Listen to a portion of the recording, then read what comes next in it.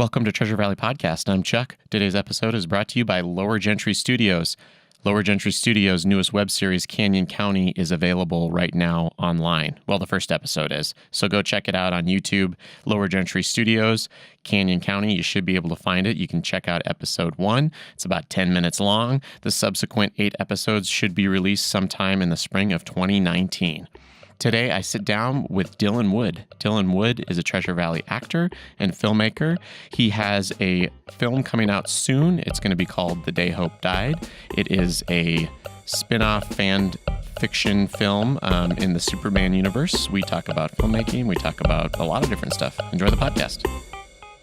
Camera 1, camera 2, and the unit is on, so we are recording. Nice. Welcome, Dylan. Thank you. Thank you for having me. I have some questions that I prepared for you. All right, sweet. If you want to start with those, we can, but you also recently finished filming a production that you're going to be releasing. I did. But maybe we should start with one question. All right, let's do it. Because I was looking it up. Dylan is not a very common name. It is not, no. How many famous Dylans can you come up with off the top of your head? All right. I mean, there's Bob Dylan, last name, but it still counts. Yes. Dylan Manette, or however, the kid on 13 Reasons Why. Okay. I think there's a Dylan O'Brien. Okay. What does Dylan O'Brien do? I think he's some kind of teen heartthrob actor sort of thing. Okay. I think he's in kind of some, like, not Supernatural, but something like that. Okay. I swear there's one more. I'm blanking now. There's Dylan McDermott was the one that I looked up. Dylan McDermott. Yeah, he was on he was on a television show late 90s, early 2000s.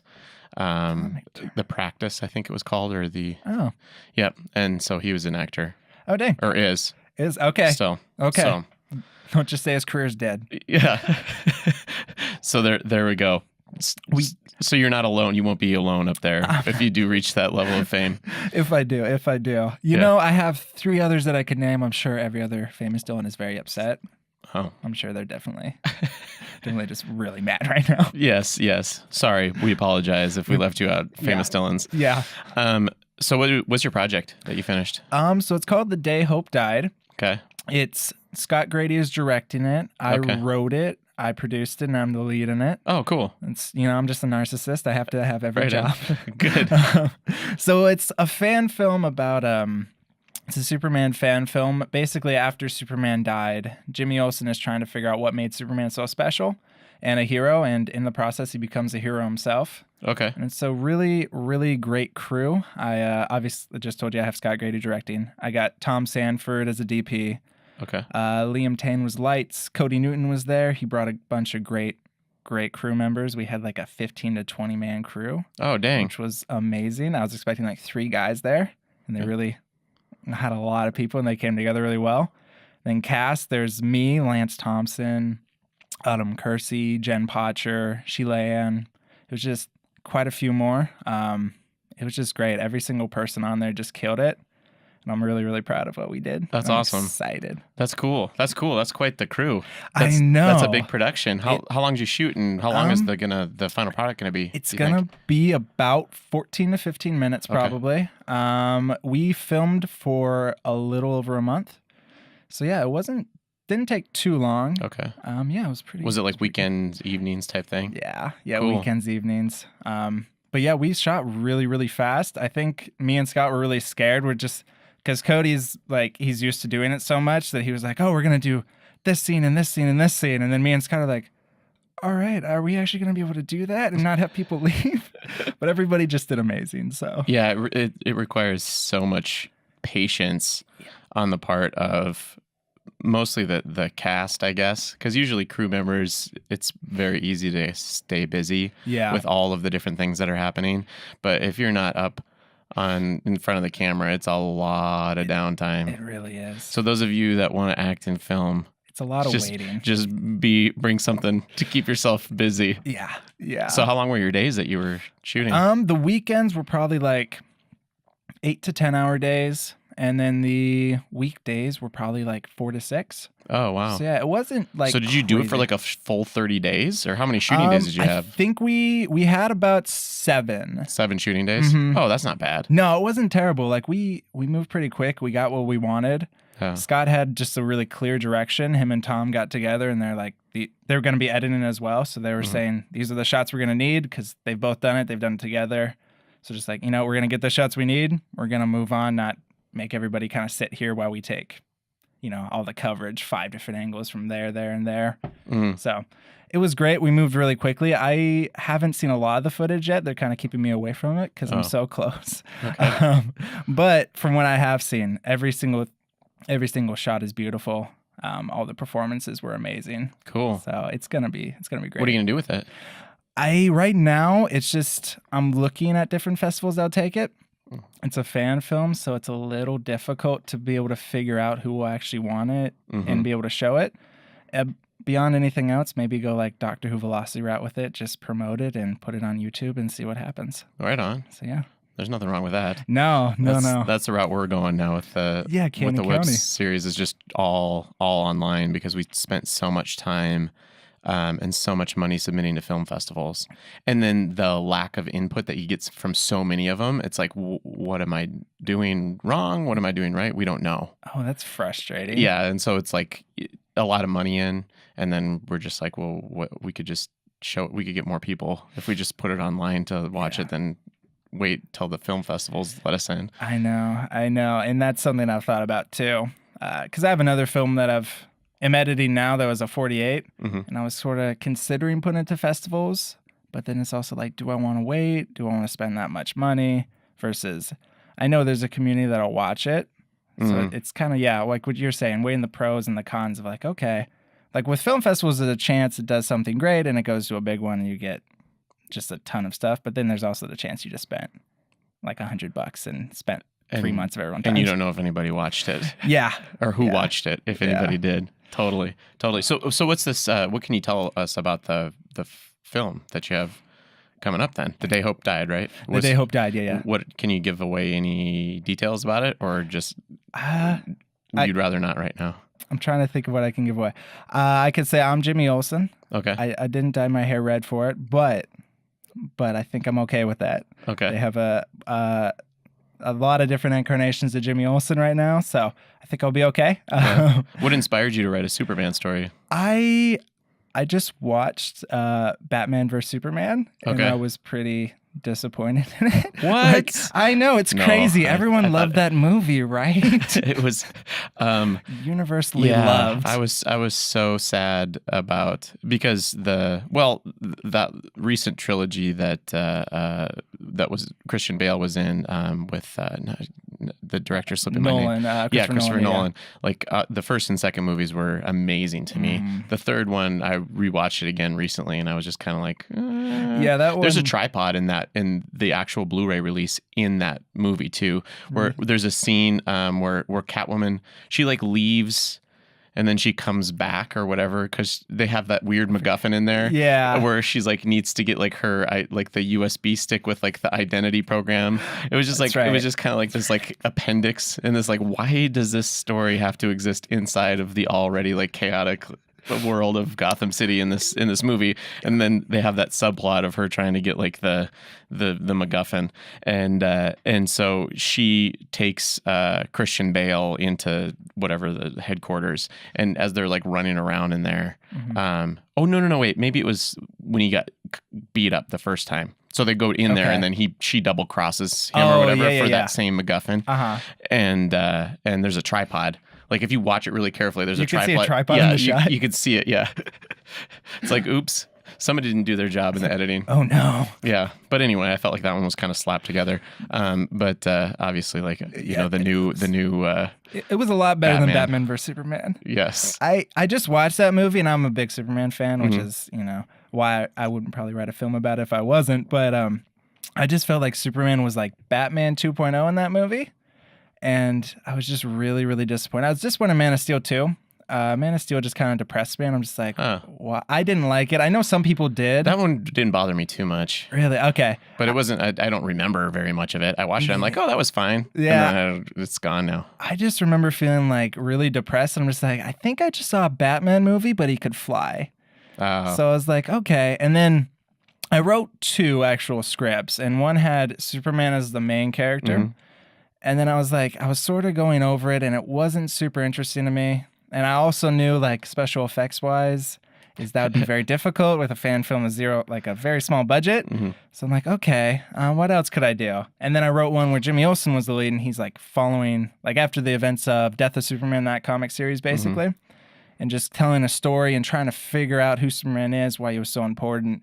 And to me, that one was just a lot stronger. And then also wouldn't need the effects of, fine. I've seen a lot of bad fan films where it's just like, okay. It's like you could tell somebody they were standing like this and the cameraman shaking the camera. Yeah, and then it just kind of like, and it's like, oh, okay, I guess he's fine. I don't know. But I didn't really want that. So, less effects. I feel like a better story. Cool. I worked on it I wrote it. I just saw an email that I had sent to a writer friend of mine about 2 years ago. Oh, wow. So, yeah, it's been a long time in pre-production, and then Scott really helped me with the script, get the strongest out of it, and he's a really great writer, so I was very happy for that. He's a good actor too. I liked him. That Brothers and Badges. That was quite the premiere. It was. I was super happy. I was really excited for Cody too, and to get that many people into that theater is great. It's such a good sign for the possibility of taking a different route to filmmaking. Yeah. And getting some, obviously everybody paid $5 to get in there. It's not like a huge amount of, it was decent chunk of change though. Yeah. How many people do we have? It was over 100 at least, probably 150, 200. Yeah, I would guess. It was a lot. I was really happy because I was seeing that going out, and I'm in it for a tiny bit, but I was just seeing that. I'm like, okay. I saw some people were interested. I'm like, you never know who's actually going to show up after they're saying they're going to go and everything. So I could be really disappointed if this was 50, 40 people, whatever. And then, that many people showed up. Just this huge old line was forming. I'm like, oh, dang. Mm-hmm. All right. That was super cool. It was really And great. Good job in it, by the way. Thank you. You had your little tiny part in there. I did. It was well done. Thank It was well you. done. But yeah, I ran into Scott at Mad Swede after the screening, and he was. I was letting him know that he did such a good job in that movie. He was. It was really funny too, and it was kind of nice. It was refreshing. I mean, it didn't take itself too seriously, which is great, especially with indie films, which sometimes are a little overly serious, and you're just like, okay. And a lot of them around here are super dark for some reason, which I haven't completely got. Like, some of them are well done and dark, and then some of them are just like, they're super dark and disturbing, and you're just watching like, why did I just watch that?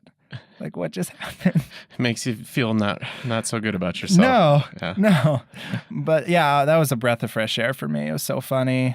The action was great. I remember being on set and Cody going over it with a bunch of people that hadn't really done action movies and just telling us how to do it. And was that a lot of practice in the blocking? It was a decent amount. Yeah. He just really told us to sell it, basically. So he's like, if you're gonna get hit, act like you really got hit times like 2 or 3 is what he said. Yeah. So it's like, really, really go for it, it was a lot of fun. I was always scared I'd miss the mat. So a couple of times when I get thrown in the air, it's like, all right, if I miss the mat, this is really gonna hurt on this concrete floor. Yeah, it would. Dang. Yeah, we have a fight scene in one of the second to last episode of Canyon County, and we rehearsed it. It's a little scary sometimes because you don't want people to get hurt, but you also wanted to make it look as realistic as possible. So we rehearsed that thing for days before we actually filmed it, because it was like what looks good, what camera angles you want, and then maximizing the excitement while minimizing the risk. Yeah. It's tough. I feel that. And so that took a lot of time. And so when we saw Cody's, it was like, wow, that had to have been a lot of work to get all that fight coordination down. Yeah. And I mean, like you said, I have a small part in it, so I was really only there a day. But even that day, I think we filmed about 8 hours. And I mean, it wasn't a big scene or anything, but it was so much action, so many different cuts and everything that it was like, and it was a lot of fun to film, but it was also workout. It was a workout. I think we stopped at like midnight or 1 o'clock in the morning. Oh, wow. On like a Thursday or something. So it's like, oh, dang, okay. Just driving home half asleep. It helps to be in shape too if you're an actor. It does. We had this shot that we wanted to get of one of our actors running away, and it was a nice shot, but it was like you got to run like 3 blocks. Oh, dang. and it's going to take a few takes to get it exactly right, Yeah. But yeah, those types of things you don't really think of. It's like, oh, okay, we'll get another take, and you're like, well, I'm basically doing gymnastics here. I know, and doing it again and again and again and again. Just like, please let it be done. This has to be the one. Otherwise, I'm just going to keel over from exhaustion. Yeah, I've been there. So do you have a lot of action in your I don't upcoming? have a ton of action. Okay. I have a few different set pieces that have some action. One of the scenes that I can't go into too much detail, but I can say what we did because I thought it was a crazy accomplishment, is we filmed out in front of the Idaho Hotel. Okay. Out in like that street out there, which is between Maine and Idaho, I think, whatever it is. Yeah. So we had this cool, not action exactly, but it was a really great angle. We come out of the Idaho Hotel, like show this car over here, have a guy in the car, like on the ground, passed out, then go to someone and just like, I'm trying to explain it without giving too much away, which is difficult. Yeah. But yeah, we go to just basically pan to this kid that just got hit. So yeah, that one was it wasn't so much action, but just what we were able to do and how we were able to move as effectively. Well, not we, it's more the crew was amazing and how effective they were, and just I was really proud of the crew that we got, and that whenever I said an idea or Scott said an idea, there wasn't this thing of like, oh, how are we going to do that? I was just like, all right, let's just go Let's go figure do it out. Yeah. That's cool. So how was it filmed in downtown Boise? It was pretty great. We didn't really get disturbed that much. We had a couple people come up to us and ask us questions, but it wasn't anything crazy. Nothing crazy happened. Did you call the police station? And we didn't, just because we had no weapons on set. Oh, okay. And we weren't disrupting the flow of traffic or anything. We were just kind of to the sides of the street as much as we could be. And it was later at night, so we didn't call the police, but we also were respectful of everyone there. And if anyone came through, we're stop production and say, all right, walk through. We don't want to block traffic to the building or anything. So yeah, that's cool. It's so easy to film here far. I know. I was talking to I think it was Lee or Christy about that, and it's just hopefully nobody ruins it. I know. I'm always a little scared of that. So one of these days, somebody's going to do something goofy with the camera, and then it's going to be probably no more. Yeah, I'm also just never hoping it's anything to do with me of why it gets more difficult here. Like, it was great until that Dylan kid went and messed it all up. Putting the camera in the wrong place is blocking. No, but it's. I think it's pretty cheap to get the traffic blocked here if you want to. I think it's not terrible. I was looking into that. It was more just I hadn't reached out to them. They need at least a month, I believe. When I reached out to them, I think it was like 3 weeks. And they were just like, all right, you're going to have to go to like court and talk to a judge. We can't get those cones ready in 3 weeks. I know. They need the whole month. We can't accept your money. Those cones are in storage 30 days. It's like they're very expensive. You really need to have special ones. For this specific film traffic block cones. Oh, yes. They're very, very special. Yeah. So, did you learn anything new on this in this process? A lot. You said you did an I-48 previously? I did an I-48 that I produced. I mean, that was stressful, but every 48 really is. Mm-hmm. This one was kind of another level because 48s, I think you kind of go into and you're like, okay, it's probably not going to be like this professional grade quality. Everyone realizes we did in 48 hours. Yeah. This one is like, okay, no I had excuses. months and months and months of pre-production with Scott. We were doing meetings, going over the script, over the locations we wanted, actors we wanted, crew we wanted on this.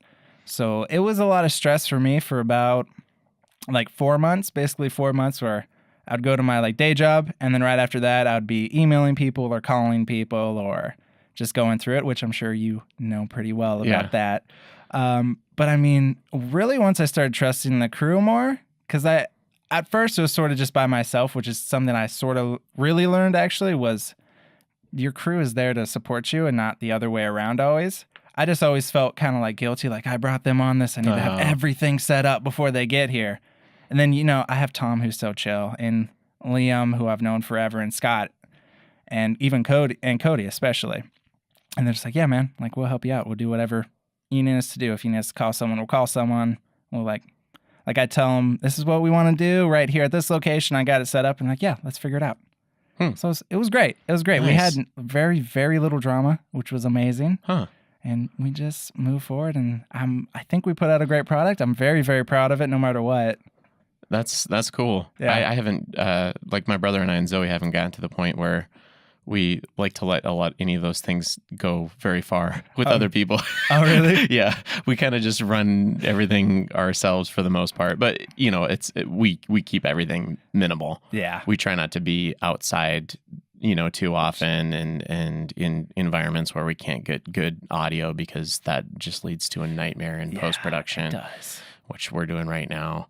Oh, really? Yeah, we had a few scenes that we just couldn't use any of the live audio. Like obviously restaurants, you're not in control of that situation, and we didn't have any money, so we're just like, hey, can we film in your restaurant? Sure. Well, we'll just come by when you're open, and we'll be in this corner and try not to disrupt business too much, Yeah. And then so we did that a couple of times, but fridges and all that stuff and AC units and all that noise, it just makes it impossible to use the dialogue. I suppose you'll probably have to ADR a lot of the outside scenes. Yeah, probably, which I'm not looking forward to, but at the same point, it's kind of part of the business, and you gotta get used to it. I mean, I'd ADR'd everything for Zane, which Zoe was in. Oh, yeah. That was very difficult to do.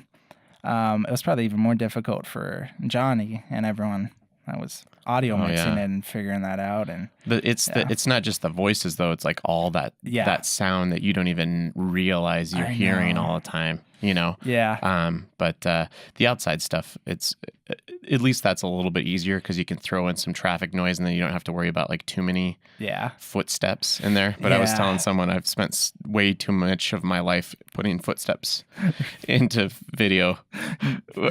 Our first movie we did, like we had to film it silently out in the street downtown Boise, and it was two women, one walking after the other one, both of them in high heels, and then one high heel like slips off the woman's foot because she's drinking too much, right? And so she's walking, and so then I had to like insert like high heel steps and then like a foot pad step with opposite high heel, and it was just it took me like 5 hours to do like 1 minute of like video. Yeah, nobody probably ever told you that before you said you want to be a filmmaker. Yeah, it's like you're gonna be just watching the same thing over and over and over and over again and inserting footsteps. I have a huge respect for editors now, because my 48 film I had to help edit it, and just having to do that and go through it again and again and again, and matching be like, action and it's like we can shave off like this one like 0.1 of a second. That's gonna make it better.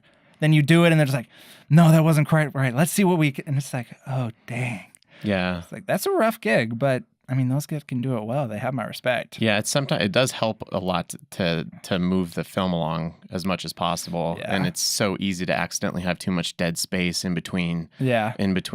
Camera cuts and camera takes. It really is. And people don't necessarily realize that right away because they imagine something in their head. But if you get, even doing like those J cuts where you start the line before they start speaking, it makes it so much better. It's like unless you intentionally intend to have an empty spot in a film, it really throws a loop into the overall vibe and trying to get like a tone across. It just grinds it all to a halt. Which you don't realize at all until you're actually there editing. Even as an actor or a writer or anything, you're just like, oh, whatever. And then you actually have to edit, and you're just like, oh, wait, it's like, this doesn't seem right, and I don't know why. And somebody, much smarter than me and actually knows what they're doing is like, oh, that's because there's like this 0.1 of a second, or like there's 2 frames that you need to shave. Half a second of dead air. Yeah. You can't have that half second. You just need to go right into the line, and that's where you cut it. Or you start the line and then you cut over mid speech. And at first you're just like, why is this even important? Nobody's even gonna care. And then you watch it again, you're like, oh, you're right, that was better, whatever. It's better. It's always just getting that little bit better each time. Yeah. A little bit better each time. So I have this I thought would be an interesting question to ask you, since you're a fellow filmmaker. What would you do with an extra $1,000? If you just got an extra $1,000 land in your lap, what would you do with it?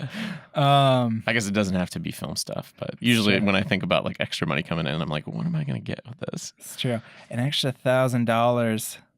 I mean, honestly, I just feel like I'd try to pay the cast and crew. Oh, right on. Because I think Look at you, so generous. I know. Well, I mean, if I'm putting it towards film stuff, I'm going to be selfish. It's all going to me. But if I was to put it something film related, I would like to pay the cast and crew. I think it's just... Was this your budget, the one that you just did? It was my budget, which, I mean, no one could be paid because it was just all my money. And I just had to pay locations and like costumes and everything. But if I had $1,000, I think it just really brings up morale all around. because I've been on paid shoots versus not paid shoots. It's like, when you're getting paid to do it, you can kind of put up with a lot more, and you're just like, oh, it's like, okay, it's fine. They're paying me to be here. Whereas, when you're not being paid and they're just kind of messing around and screwing around for like 3-4 hours, you're just like, okay, this is like my time that I'm not getting back and I'm not being paid for. Let's go. So I just feel like the entire experience is much smoother being paid, which, like I said, this one was very smooth, but at the same time, it's also like my appreciation for your time and talents and not just me saying thank you or anything. It's like I'm actually showing you, hey, here's money for what you do because you're worth it. Yeah, So, that would be really nice. yeah. We want to try to get some income rolling through so that we can do that as well. Because there's not a lot of paid opportunities, and I don't know. I think Cody's does some stuff. He does, and it seems like a lot of the things that, and I only hear this from Zoe. She's an actress, and so she applies for parts and things like that that are paid. But usually it's like commercials, and a lot of times it's from people outside of the state, and so it doesn't necessarily help to make those connections unless you're willing to relocate. Yeah. Which I'm looking at relocating at some point. Where are you going to relocate? Possibly Salt Lake. I already have an agent down there, so. Oh, really? Yeah, and there's some stuff. You have an going agent? on. I do. How do you get an agent? Dude, I owe it to Brett Dane. It was his agency, and we were just talking. And I was like, hey, would you put in a good word? And he did. Oh. And then he just reached out to me. He's like, hey, if Brett says you're good, I'll take you on. Huh. So yeah, it was pretty smooth, but I mean, they just have so many paid. Not a ton of paid opportunities, but they have Hallmark movies and Disney stuff, and Wind River was shot down there. Okay. So I'm like, it'd be kind of nice to go down there, get some more paid opportunities. Well, it's not too far to drive. I guess you could at least like go there and test the waters a little bit. I've done it a couple times. I think it's just easier once you're there and connected, just kind of like here. It's like once you get connected and start like running into people like you, and for me, Cody Newton, Scott Grady, April Matson. Just like then at that point, opportunities just start falling in your lap. Yeah. Whereas when you're the outsider, it's like I have to work so much harder than someone on the inside does, which I've kind of been both at some point. It's much nicer to have the connections where they're like, hey, I heard about this audition. You'd be great for it. Go for it. Yeah. Versus, you're just like, please let me audition. Please let me audition. Yeah. Well, I think there's a time thing too, though. It's just like there are so many people that want to act, especially. I know. And so I think, and a lot of times when you run into someone that's never acted before, I think there's an assumption that it's just natural. Like it's just like a talent that you have or you don't. And the more time you spend on it, the more seriously people take you. And then the more likely they are to bring you in on their project. And even if it's unpaid, then you get FaceTime in front of a lot of other people, and then they recognize you, and then you get the paid gigs, it seems like. Yeah. That's about how it works. And it's just something about actually being there, I think, because right now it is about a 5.5-hour drive. So it's sort of like, unless it's a really big thing, then it's hard for me to justify going there, taking any time off work or anything, or another project up here that I might be cast in. I've auditioned a couple of times, gone down there a couple of times, but then the bigger ones are also the ones where you have more and more actors going for it. And then you have the casting directors who have seen you once versus if you're down there and sort of auditioning constantly, I'm sure I'd run into the same guy again and again. Same as here, because you run into the same people all over the place. So are you looking to act? Is that what you like to do most? I am. It's mostly acting. Writing would be right up there with it. For me, producing was just kind of a gateway to actually being able to act and have something that I've written be put out there. Got it. So that's not really my passion at all. It's just that for me is work versus acting, and writing is more just like me having a good time. And really I don't even think about like the production thing. Yeah. Because like producer is just one of those words that gets thrown around and we don't even think about it, but that's just something that it's not even like, it's just something that you have to do. I know. I couldn't even imagine having a project and then being like, here, can you produce this? Can you get it all ready? Because it would be like, great. It would be kind of nice. And just focus on one thing. But but as indie filmmakers, you're kind of like director, producer, editor, sound, everything. Yeah, but basically anything. There's a ton of people here though that are super helpful. Oh yeah, and the acting talent. And I've talked to so many people about this because there's just such a strong community theater and theater scene in this town that the acting is really superb. It really is. It's really stepped up even since I've been here acting. I think I started about 16, starting to get into stuff. So it's 6 years later now, and just looking around at all the people now. Like when I was starting, first of all, the projects, there was like nothing. I'd find like one thing like every other month or something. Now it's like one thing at least a week for a slow week. And then beyond that, just the actors you run into. There's like, I know a lot of people around here and a lot of them are great, but there's some people I work with the first time. Never heard of them before, never seen them around, and I'll just work with them like, dang, this guy or this girl's really, really good. Yeah. It's like, why are they not like in everything? Yeah. When we were cast in Canyon County, it was ridiculous the amount of turnout that we had because we were nervous. I mean, and you came. Thanks so much for coming. I did. You had a speaking role. That'll be on episode 2. So when we did that, we knew that we were going to have a whole bunch of extras, and so we did that all in one day, all the shooting on one day for that. But we were worried because you don't know. Yeah, I know. And we've mostly relied on just connecting with people we knew up until that point for our other 2 feature films. Like our first one, we used our friends. And then our second one, we used people that, like, they were still our friends, but not as, like, connected. You know what I mean? It's not like we hung out with them every day type of friends.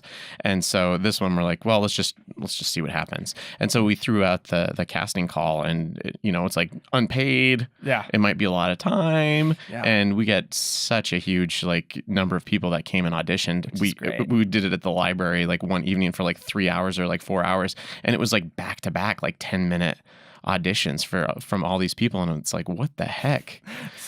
It's like and we're not paying you, right? Yeah, and it was like, and they were all really good. Yeah, it wasn't. There weren't too many people out there that were just like, oh, I want to act. I'm just kind of whimsically going after this. It's like, wow, you can actually like put something into the script. Yeah. So it was the same with us casting for my project. Me and Scott, we just took video auditions, but we were pouring over them for I think about 3 hours for I forget how many roles we had. It was probably 8 open. We were probably going over it about 3 hours and just going back and forth like, this person's really good, but this person's amazing, and I love how they did this.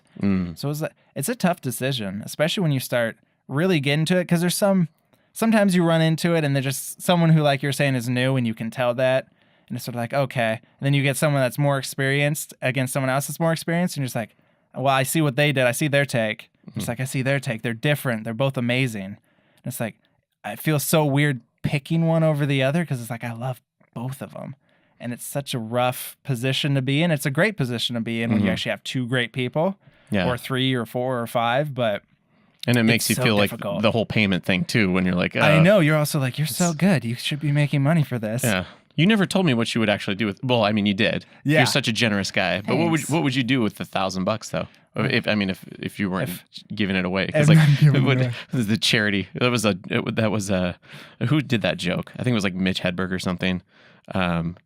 He made a joke about now I'm just going to massacre it. I can't even. I'm like stuttering. Let me tell you this joke. Let me give you a 5-minute explanation before it, and then it's always that way. It was like something about he got a small piece of pie from this pie shop or whatever, and he's like, I got like the if you win $1 million, donate it to charity slice. It's always that when you're trying to tell a story that you're just like, I have it in my head, and you're like, hey, I want to tell you this. And just look at him like, I forgot what I was going to say. Being the fact that I have a podcast, I should probably start to develop that skill a little bit better, but dude, you're gonna get there. You're going to get there, bud. I don't even know what episode this is. This is like 18. So I spent like at least like 20 hours like interviewing people. So we'll get there. We'll get there eventually. I think it's like some time. Like 10,000 hours, they say, for you to become an expert at something. I think that's it, yeah. Cool. So 10,000 episodes, so tune that's in, you. 10,001 episode. I'm going to be on top of the storytelling aspect. They're just like, dang, I wasn't with them this entire time, but now he's really good. Just all of a sudden, just 10,000 right after that 1 minute mark, after the 10,000 hours, he was golden. So do you have a selfish $1,000 expenditure? I mean, the selfish one would just be to saving, because I am, like I said, wanting to move. I know, I don't have. I didn't realize that was going to be the most boring answer ever. I thought I'd come up with an interesting question, and you're just like, I could come up with something interesting. I will give it away to people that help me, or I will save it for a rainy day. Well, not necessarily a rainy day. Just where like, you're moving away. For me, it'd be moving away from a good job and just going after the unknown. Hopefully, going full-time acting. Being like, having a job that's more flexible, probably less paying than I have now. so I can go for any audition. What's your day job? My day job right now, I work for Bish's RV. Oh, okay. I'm the guy that gives the parts out to the techs. Oh, yeah. I think we talked about that. I think so. So yeah, I mean, it's not like a ton of money, but it's probably more than I'll make if I want a super flexible job like I'm wanting. So yeah, I mean, the 1,000 would be nice to save. Beyond that, a new car. My car is getting up there. So yeah. Oh, down payment maybe. Yeah. I was like, not a new car, I don't but think like you're getting much for $1,000. Enough to down payment or at least a couple payments. It was still a boring answer to your question. I'm sorry. That's okay. We'll give you 10,000 hours to get this question answering thing down. Okay. I think I can do it. Episode 10,001, we'll both be on top of our game. Just bring me back. It's like, have you thought about this entire time? Here's one. What's a really bad movie that you love? Really bad movie that I love. I really, really like what is it? X-Men Wolverine Origins. I know most people hate it. It's the one where they kind of go through Wolverine's backstory and like how he gets the adamantium in him. Oh yeah. Most people absolutely hate that movie. That was a bad one, but it had. I remember there was like a helicopter fight in that. Was that the one with the helicopter fight? Yeah. Okay, that was pretty dope. I do remember that helicopter battle scene where he like takes down a helicopter single-handedly. Sick. I mean, honestly, you watch it again, it's like the effects aren't amazing. They're kind of weaker than the first one somehow, but it's like it's got some cool action. So I'm down with that. Yeah, I really like the one. I don't want to give away. I almost gave away a spoiler. But the most recent one, Logan. That's amazing. Yeah, that was a good one. Logan's amazing. I freaking love that movie. Yeah, that they did well on the I really love the first X-Men movie and then the second one. Yeah. And then after that, it petered out. I feel like I had this conversation on this podcast before. Sorry for regurgitating material. I'm not 10,000 hours in yet. Don't worry, he'll get there. It's just the superhero movies are so ubiquitous right now. I know. And my brother gave me some information about that. He said that the people that are going to theaters most often now are teenagers, and so that's probably true. Everybody else has just kind of like petered off, and they watch Netflix at home, but even I guess Netflix is doing all the Marvel stuff anyway. That is true. But that's why they're all like PG-13 superhero related movies. Except for Deadpool. Except for Deadpool, the one that broke it. I haven't seen the second one. Is that out yet? It's pretty good. Yeah, I think it's out on DVD now. Oh, okay. So, I used to work at a movie theater for about 2 years. Yeah. So I would say that's true. You mostly get teenagers and then older people. I think it's teenagers. Would you still eat the seniors. popcorn after you've worked at a movie theater? I'll still eat it. Okay. I mean, I'm one of the few people that didn't get tired of it. Okay. So I'll still eat it. Yeah. Right on. I'm fine with that. Did you just get like popcorn, like way too much popcorn all the time? I got free popcorn and free soda, which was bad for my health in a lot of ways. Just working there like 20 to 30 hours a week because it was part-time. But it's like, and it's those slow days when you do nothing for your like 8-hour shift. Yeah. You're just like, just sitting. Hey, there's free food right here. Drinking Coke and eating popcorn. Yeah. Why is it so expensive? I can't believe people pay that much. Okay, I could tell you why it's that expensive, actually. It's because they make very, very little on the movies themselves. Okay. It's like a gas station where the gas station makes like no money on the gas. They make everything on the food you buy. So it's the same way with the movie theater. I think 90%, maybe higher of their profit is from concession stand. Wow. They even Disney's the worst to movie theaters because I think the first 8 weeks of a Disney movie, 100% of the profits go to Disney. 0% goes to the theater. Wow. And then after that, the theater slowly gets more, like when people no longer go to the movie. Yeah. But so that's why the prices are so high because they make almost nothing off of the actual movie. Dang. But the theaters are so big. You'd think that it'd be... I know. Is it profitable? I think so. I mean, obviously it's profitable. I mean, I wonder how profitable it is if you own... Because is it a chain? It's a chain. The one I worked for was Regal. I think there's some small, just privately owned ones, but okay. I was Regal, so it was a big old chain. I think the biggest in the world, or North America at least. Wow. So they don't have an individual owner of that theater that buys they own all of them. The corporation does. Dang. They'll just have a GM who's in charge of it, but it'll be I think it's a corporation, so it's just stocks and everything. But I guess it's profitable. Huh. I don't know. I mean, that popcorn's expensive. It's like, what, $10? Yeah. I think. It's crazy. I mean, I would assume that it's probably about $30 or not $30, 30 cents to probably buy and make it. Mm-hmm. So it's like, figuring they're getting that kind of profit. And people go to the concession stand, which was weird to me because I usually don't. Because it's so expensive. I will sometimes. Don't catch me. Yeah. Anyone who's work at the movie theater that I know. But I'll sneak some stuff in. But usually I'm just fine not eating. And so many people go to the concession stand. You'll have huge old lines. And I've had people that would drop $150. What? Like easily. And they don't even blink an eye. They're just like, okay, yeah. $100 on candy and popcorn? This one guy, because he had a big old family, it was like around Thanksgiving, he bought 2 or 3 large popcorns, like 4 large sodas, basically, like 15 things of candy or something ridiculous. Like every single family member got a thing of candy, which is like $5. Dang. So it's like, yeah, I've had people that drop like $150, not even blink, not even care about it. They're just like, yeah, of course, that's what the price is.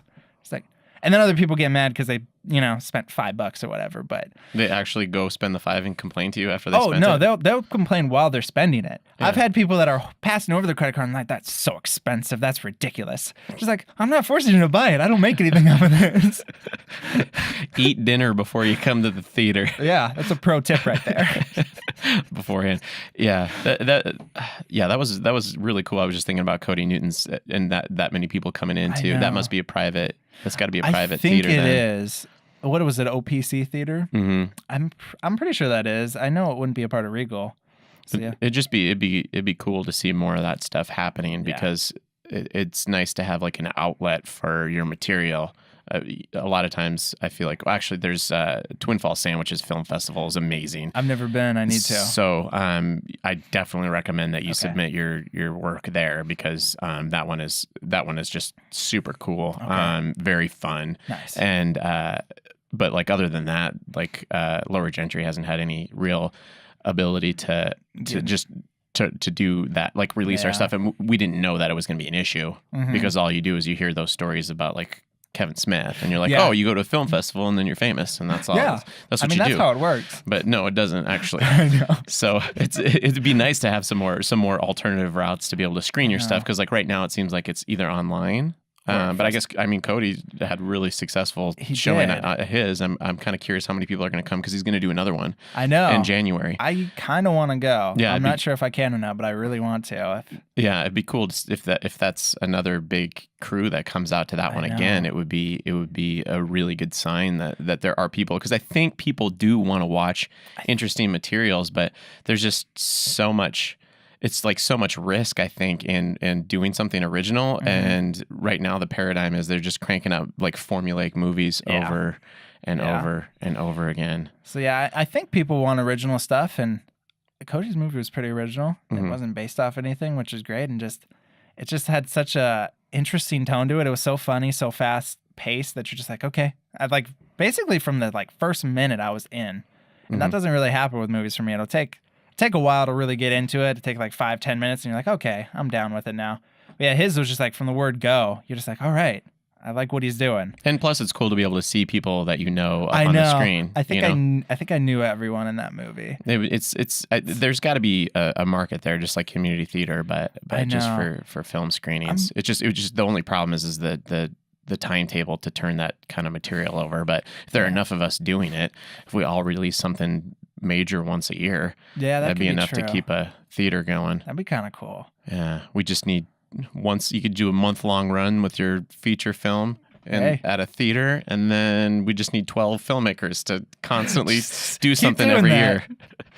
Oh, there we go. Not hard at all. Just going all the time.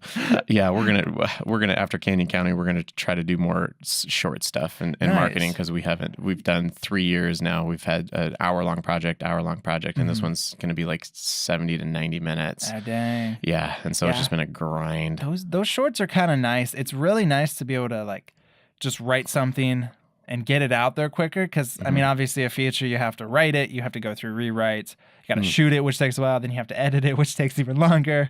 And then shorts, it's just like, it's sort of a smaller space. Like I think, like I was saying, mine was a few months, so versus yours, I'm assuming are much longer than that, just because of the scope of it. We were hoping to get done within a year. So we originally did the read through it in January of the script at the Idaho Indie Filmmaker meeting. Oh, right. Yeah, and so we were hoping to get it all done, but we got the first episode done. Okay. So, which we're screening tomorrow. Nice. Which and I'm will gonna be there. 4 days ago when this airs. Sorry to everyone who missed it. Yeah, you can. It'll be online. That first episode will be online. Nice. So, but yeah, yeah, that kind of stuff though.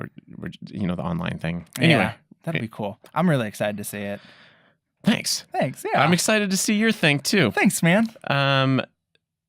Do you want to go like off the beaten path? We've been talking a lot of movie stuff. I have just some weird questions on here. I'll go wherever you want to go. Let's keep it film related. Okay. Sci-fi or horror? Sci-fi. I don't really like horror. Okay. Good answer. Thank you. There's a right answer and a wrong answer. Thank you. The only horror movies I really like are the ones that make me laugh a lot. See, I mean, here's the thing now is there's actually some good horror movies. Like I saw A Quiet Place and Get Out. And to me, those two are just amazing movies. What was the one? There was also another really good one where the bad guy was a sexually transmitted disease. I don't know. It was really awesome. So like these teenagers are like basically like if you sleep with someone, then that person, then like this monster is like going after them until they sleep with the next person, and then if it kills it, it goes like goes back down the line. It was really awesome. It was like like this STD like analogy, but it was an actual monster. So like these people were like trying to escape it, and then like trying to sleep with somebody so that they wouldn't be chased by the monster. What was it called? I can't remember. I'm really bad at remembering film titles and people's names apparently too, because I can come up with Christopher Nolan earlier. It's okay, bud. Yeah, it's okay. 10,000 hours. I'll get there. You'll get there. Favorite plot twist? What's your favorite plot twist? I'm going to Fight Club. It's the one that I really just remember a lot. Yeah. I remember just watching that movie. I was supposed to do a scene when I was going to CWI. We were doing a scene of that for an acting class. So I was like, I'll watch the movie, see what they're doing. And I was watching it, going through it. I'm just like, okay, this is an interesting movie. And then, it comes together. I don't want to spoil it for anyone that hasn't seen like a 20-year-old movie. Yeah. But you got to see Fight Club. That is a really well done one. I'll just say spoiler alert and just like look away for half a second. But yeah, when Edward Norton's character, is the same as Brad Pitt's. That was like, all right. Yeah. Dang. That was cool. It was really cool. That was a very cool one. It was a cool movie. And then there's always the Sixth Sense one, which is like the biggest one ever. Which I haven't seen that movie because I already know the plot twist. So I'm like, why watch it? You've never seen it. No. Well, I've known the plot twist since I was like 5 years old. So I'm just like, you can't. It's kind of weird to watch it.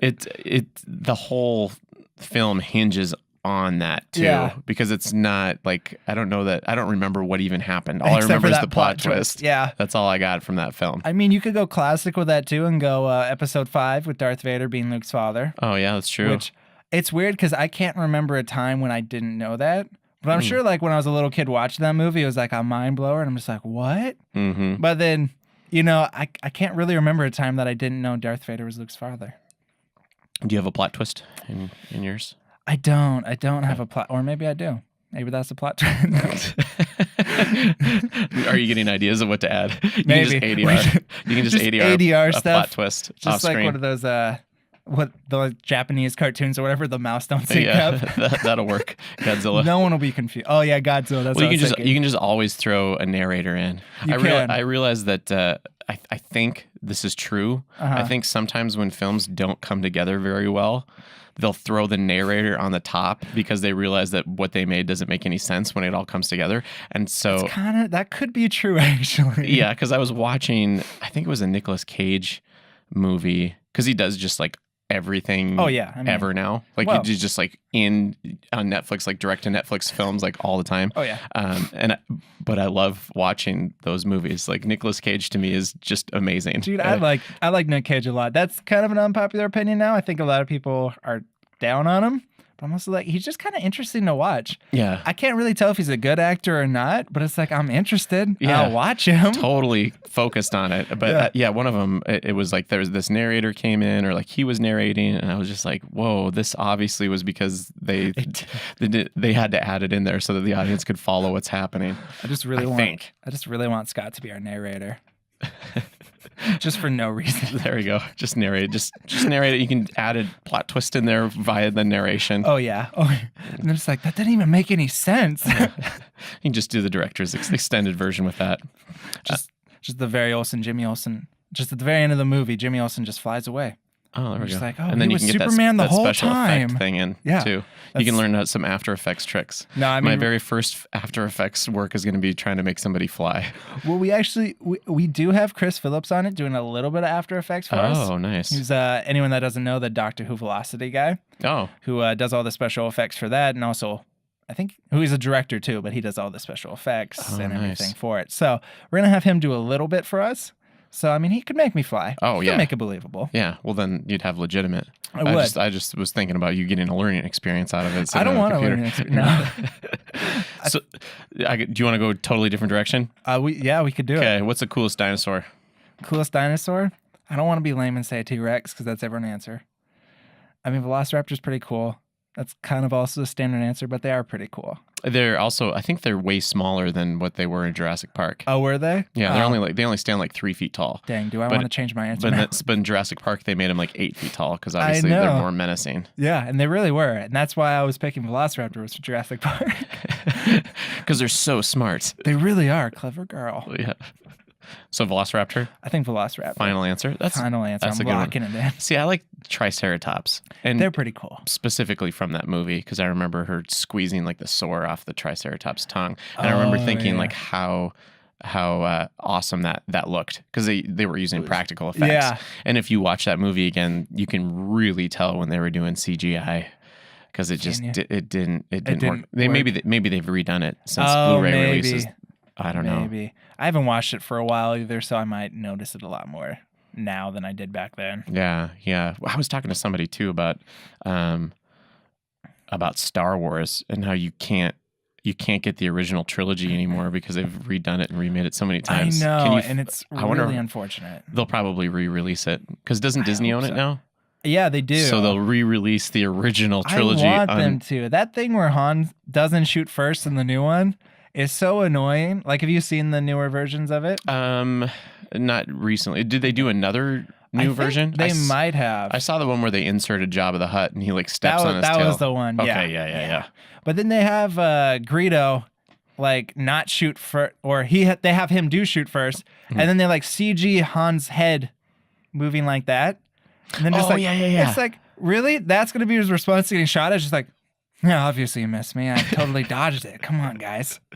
Yeah, it was. Looks so cheesy and bad. Some people like George Lucas created something that sometimes you just gotta leave it alone because it's not just yours anymore. I feel like a lot of people do that because I'll see even like J.K. Rowling still talks about Harry Potter so much later. We're still creating new ones now, obviously, but like she would tweet about this stuff and get such a rise out of people by like giving these character details or these plot details away. And it's just like, you wrote that book like, what, 10 years ago or so now? Maybe even longer than that. It's like, just let it go.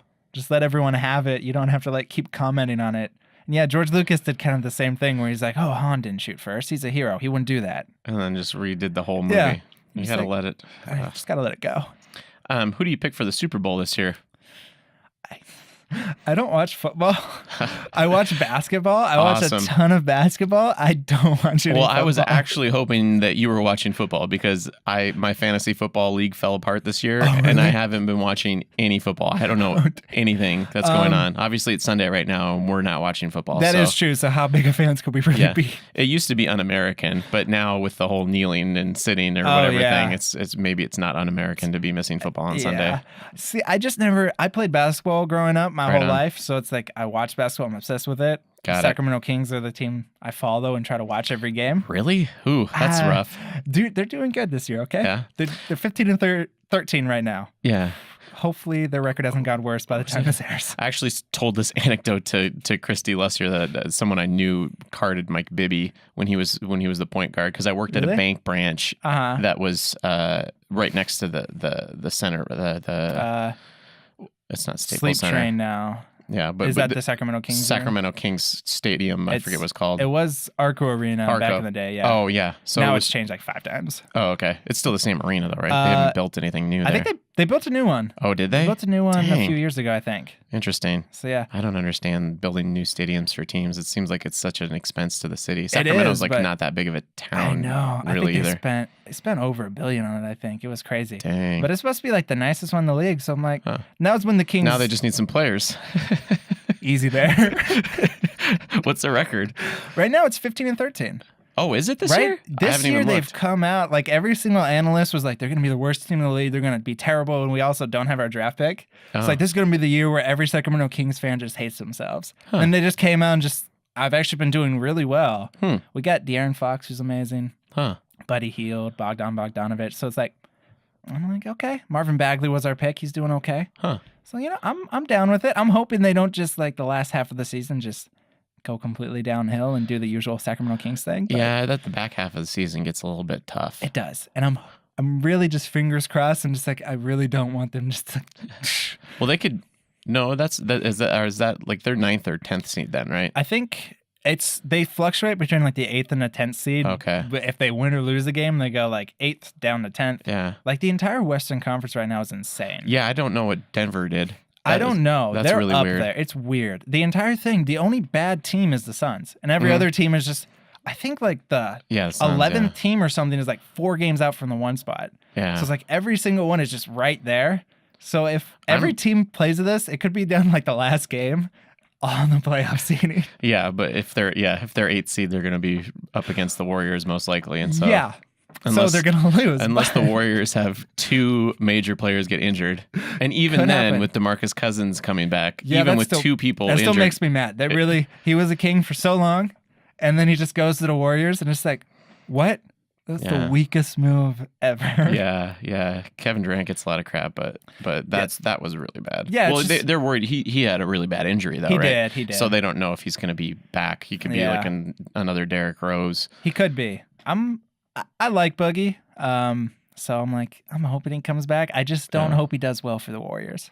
See, I really want the Lakers. I like LeBron James a Really? lot. And so I Really? think that, see, the thing is when I was a kid, I used to not like the Bulls because I lived in Portland. Oh, okay. And so like Clyde Drexler was Yeah. like the man, Yeah. and so it was just like, and then they always beat the Blazers. Yeah. Well, no, I think they played him in the finals once and, Oh, did and they? they Okay. beat him.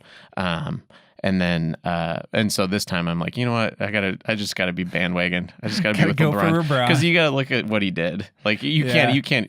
can't look at when Jordan left the Bulls, they went to the playoffs the next year. Yeah, and then when LeBron leaves, they Or- go way, way down. Yeah, one of the worst teams in the Ever. league. Yeah, it's bad. Minus one guy. To be fair to those teams, it is kind of LeBron's fault that they're so bad because he orchestrates the team to be like completely in tune with him because he gets like these old aging shooters and these guys that just work off of him, and then he leaves, and then when he leaves, you're just like, the roster makes no sense. You're just like, why Yeah. did you get all these guys? Love was injured too, though. So Love, yeah, that one. that was pretty bad. I'm hoping Love gets traded. I don't want him to like not make the playoffs the next however long he's in the league. Well, that's what he was doing with the I know. Timberwolves anyway. I want so. him. It's so fun to see him in the playoffs. So it's like it's nice that he can actually win sometimes. Yeah. Well, there we go. We went off on a basketball we went tangent. to the basketball one, which Yeah. I love. Yeah, so I mean, obviously this year though, unless barring any injuries, it'll probably be the Warriors again. Yeah. That's the frustrating thing. It's you can't annoying. watch. KD might be leaving though. I mean, I don't know. Maybe he will. I'm hoping. I think he would because. He made the comment about standing out in a team full of all-stars is way more difficult. But I think he's got to be seeing what LeBron James is doing, and he probably wants some of that reputation himself, I'm guessing. And I'm just saying he's complimented the Kings quite a few times this season. Oh. So KD to the Kings. Oh, interesting. Very big maybe. So you just want him on your Probably team. not. How are you from Sacramento or what? I'm right around Sacramento originally. Oh, I'm okay. in Comanche, California is where I grew up. Where is that? It's like an hour out of Sacramento. It's Which way, close north or to- south? I don't completely know directions because I left when I was like 9. Oh, But it's near Jackson and Lodi, if anyone knows where those Okay. places are. Those yeah, are the cities that were near us. got it. But yeah, I grew up around there when they were actually good, like Mhm. 2002 Kings when they had Chris Webber, Mike Bibby, Oh yeah. Asia. So, I've kind of gone off the Kings They every had once in a Jason while. Kidd for a while too. Jason Williams, you mean? Jason Williams. I thought Yeah. Kidd played for the Kings. I don't think so. I think he Oh. was. I mean, Kids played for a lot of people. I don't think it was the Kings though, Oh, okay. unless I'm wrong. It could be. Yeah. It's been known to happen. Yeah. Well, he got nixed as far as coaching's concerned. He did, which, it's kind of fair. Yeah, It's he kinda just made fair. some bad calls with the Bucks. A little bit. But Little it was bit. a really good call to put Giannis in at point guard. That was It a was. weird That move. was the one that really paid off for him. But 6'11" point I guard. know it's so frustrating too when Yeah. you play him.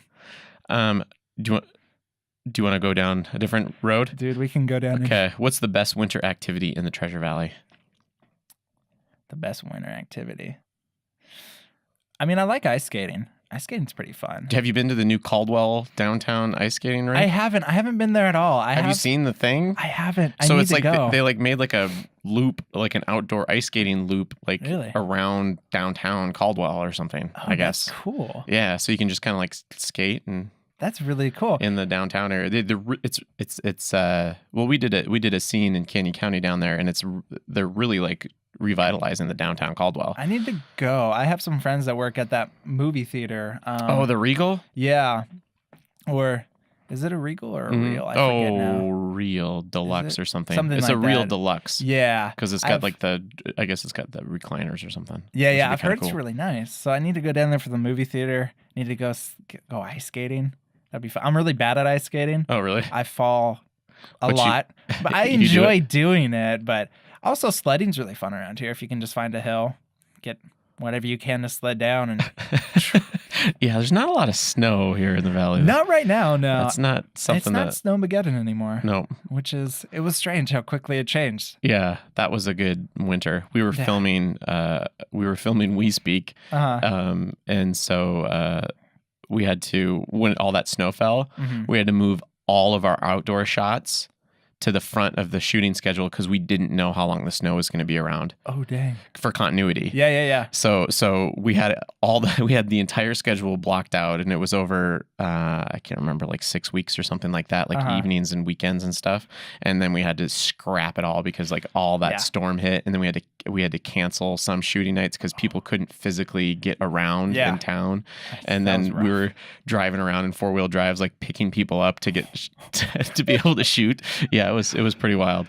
That was not. And then it was 20 below, and so we were like doing like the outdoor scenes, like just okay, another take. But it was just like my brother and I was getting sound, and he was running the camera, and it was brutal that's over and over rough. and over again. But Yeah.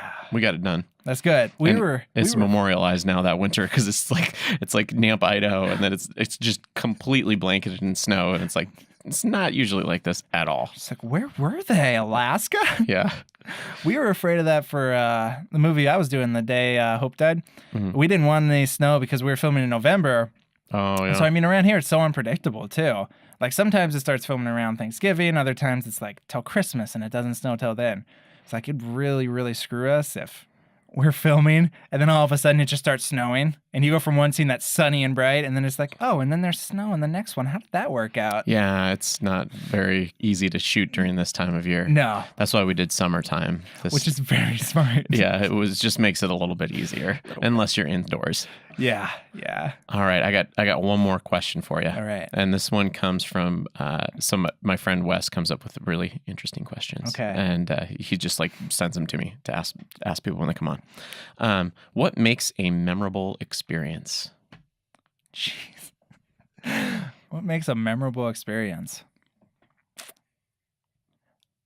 I think how many laughs you had during it's really what I judge by a memorable experience. Just how much I'm laughing, having fun. Whether that's like a social gathering with friends or family or like going roller coasters or whatever.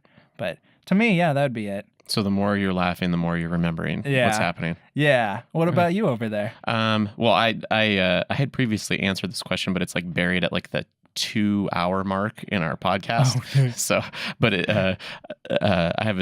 I've studied psychology, and so like one of the things that releases of stress hormone, any type of emotional like reaction elicits a response in the hippocampus, which is responsible for memory. Oh, dang. And so anytime, but that goes good and bad too, Yeah. So like, but what was they did make a new drug that if somebody experiences a traumatic something traumatic, then you can give them this injection and they won't have negative associations with that traumatic experience in the future. So it it's like preventative against PTSD because the chemical reaction in your brain, I guess, is what wires it to have that anxiety inducing like future when you associate with whatever it is that scared the crap out of you or hurt you or whatever. And dang, that was a much smarter answer than mine.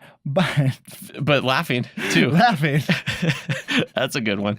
Awesome. Well, we're at the 1 hour mark, Dylan. That's usually how long we go. We can keep chatting, but all right. Yeah, I'm fine with whatever. Okay, cool. Well, let's call it, and I can have you on again after you debut your film, because we'll have to talk about that. That sounds amazing. Thank cool. you, dude. All right. Have a good one. All right. Thank you. You too.